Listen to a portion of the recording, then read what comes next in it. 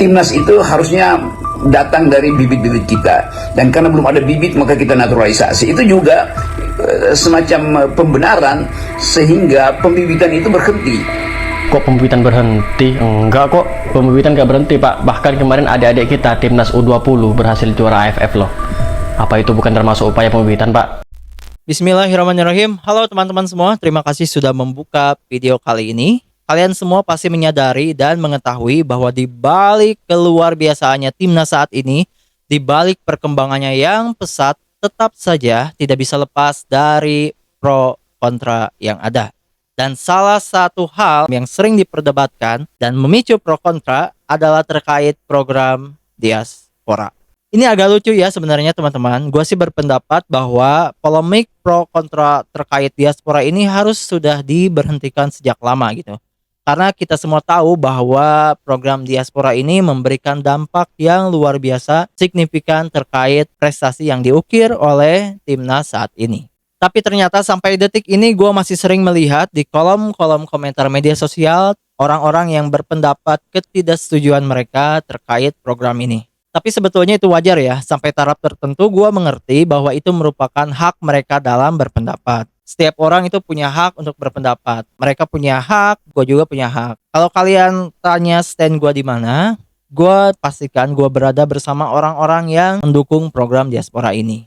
Dan selain itu, gue juga berpendapat bahwa kemungkinan besar orang-orang yang menolak program diaspora ini adalah orang-orang yang salah kaprah dalam memahami program diaspora atau naturalisasi ini. Jadi di video kali ini kita bakalan sama-sama mendiskusikan, ngobrolin terkait program diaspora ini. Jadi tonton sampai selesai.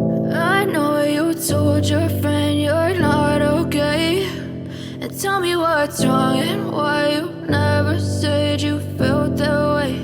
And guess you're trying to stay strong and fake a smile until I look away. Gua mau mulai pembahasan ini dengan sebuah kisah yang cukup menggemparkan dunia. Pada Piala Dunia 2022 kemarin, sebuah negara yang sama sekali tidak diperhitungkan dan terletak di benua Afrika, dan mungkin juga banyak negara lain yang memandang sebelah mata negara ini, tapi secara mengejutkan berhasil menembus babak semi-final. Kalian tahu negara apa yang gua maksud? Ya, Maroko.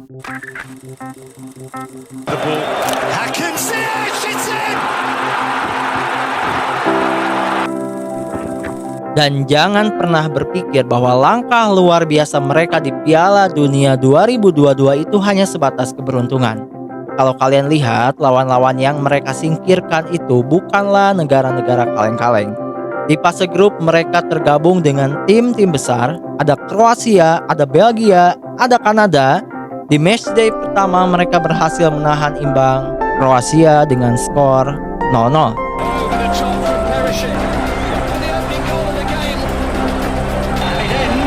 Lalu di pertandingan kedua mereka berhasil mempercundangi tim yang cukup bertabur bintang, yaitu Belgia dengan skor 2-0.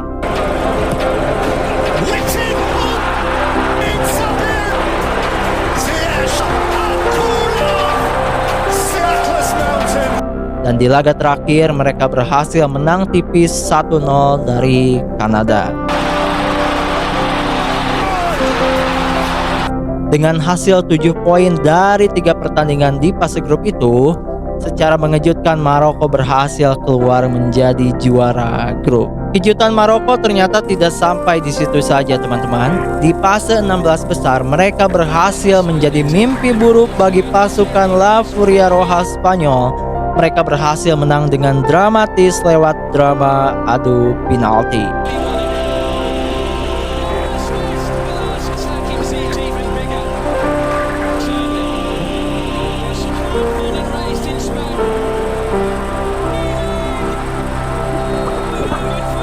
Dan puncak dari kejutan yang disuguhkan oleh Maroko adalah pada fase perempat final.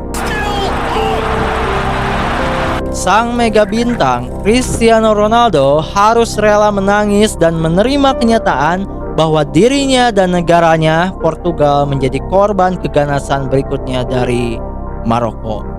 Air mata fans Ronaldo di seluruh penjuru dunia di malam itu mengiringi kepulangan Portugal di tanah Qatar setelah dipercundangi 1-0. Selain berhasil mengalahkan Portugal, Maroko pun berhasil mengukir sejarah menjadi negara Afrika pertama yang menembus babak semifinal. Meskipun di babak semifinal mereka harus dikalahkan Prancis 2-0, tapi apa yang sudah ditoreh oleh Maroko merupakan hasil yang jauh dari prediksi banyak orang dan sangat-sangat luar biasa. Dan apakah kalian tahu di balik keluarbiasaan dan hegemoni serta kehebatan Maroko tadi, terdapat fakta bahwa 14 pemain mereka merupakan pemain diaspora. Beberapa di antaranya ada nama Hakim Ziyech, ada Hakimi, dan ya masih banyak pemain hebat lainnya. Mereka adalah pemain-pemain yang bukan terlahir di tanah Maroko, tapi berhasil memberikan dampak yang luar biasa bagi timnas Maroko. Jika kisah luar biasa dari timnas Maroko ini belum cukup membuka mata kalian terhadap program diaspora ini, maka kalian bisa temukan contoh lainnya di negara-negara lain. Negara-negara besar sekalipun ya, sekelas Prancis sekalipun, mereka banyak memiliki pemain-pemain diaspora, baik di masa lalu maupun di masa sekarang. Kalau kalian mau melihat sejarah sedikit saja, maka kalian akan menemukan fakta bahwa salah satu legenda terbesar mereka, yaitu Zidane Zidane, adalah seorang pemain berketurunan Aljazair dan bukan pure darah Prancis. Bahkan pemain terbaik mereka di era sekarang, si kura-kura ninja atau klan Mbappe, juga bukan pure keturunan Prancis. Meskipun ia lahir di tanah Prancis, tapi ayahnya adalah seorang warga negara Kamerun dan ibunya merupakan wanita berdarah Aljazair. Jadi betapa banyaknya contoh-contoh negara lain yang melakukan program diaspora ini di masa lalu maupun di masa sekarang. Dan itu terbukti sangat-sangat berhasil. Jadi makanya gue ngerasa lucu aja gitu melihat masih ada orang-orang yang tidak setuju terhadap program ini. Lagi pula ini tidak melanggar aturan apapun ya, baik aturan FIFA maupun aturan negara. Jadi ini legal atau ya dibolehkan gitu. Jadi menurut gue Indonesia sudah berada di jalur yang tepat dalam program diasporanya ini. Terus ada narasi lain yang berkembang juga ya, bahwa katanya pemain diaspora ini atau program diaspora ini membunuh mimpi dan harapan pemain lokal kita. Ini lucu juga sebenarnya ya teman-teman. Apa mereka gak ngelihat gitu ya bakat-bakat luar biasa pemain lokal kita kayak Rizky Ridho, Witan, Marcelino gitu. Bahkan mereka jadi pilihan utama Coach Shin gitu. Dengan kenyataan seperti itu, seharusnya narasi membunuh mimpi dan harapan pemain lokal itu patah dengan sendirinya. Sudahlah ya, jangan lagi ada penyebutan pemain lokal dan penyebutan pemain diaspora gitu. Itu terlalu memberi kesan pengelompokan dan cenderung dibeda-bedakan gitu. Padahal yang harus kita ingat adalah semua pemain yang ada di timnas saat ini adalah sama, yaitu warga negara Indonesia. Dan jangan pernah meragukan kebanggaan atau kecintaan mereka terhadap bangsa ini. Dan harus diingat juga ya bahwa program diaspora ini bukanlah program satu-satunya yang dilakukan oleh PSSI. Gue setuju gitu dengan narasi yang menyebut bahwa ini adalah program jangka pendek dan ya memang benar. Tapi harus kalian ingat juga bahwa PSSI bukan hanya mengerjakan program ini, tapi juga mereka memikirkan dan menjalani program jangka panjangnya, yaitu pembinaan usia muda. Salah satu penyakit sebagian besar netizen kita itu ya, kadang-kadang mereka itu terlalu merasa paling benar, terlalu merasa paling tahu, dan cenderung menganggap apa yang dilakukan oleh federasi PSSI itu salah gitu. Sebagai masyarakat atau dalam konteks ini sebagai penggemar sepak bola, tentu saja kita harus memantau dan memastikan apa yang dilakukan oleh federasi PSSI ini tidak melenceng lah dari track untuk menuju perkembangan sepak bola Indonesia yang hebat di masa depan gitu. Tapi di samping itu, kita juga harus ingat dan percaya bahwa mereka yang ada di federasi saat ini adalah orang-orang yang kredibel, adalah orang-orang yang tahu harus mengerjakan apa dan mau mengerjakannya gitu. Jadi kesan bahwa kita lebih pintar dari mereka itu seharusnya jangan ada lagi. Ya itu mungkin ya menurut gua ya. Sekali lagi kalau kalian tanya stand gua terkait ini, bisa dipastikan gue berada di sisi orang-orang yang mendukung program diaspora ini.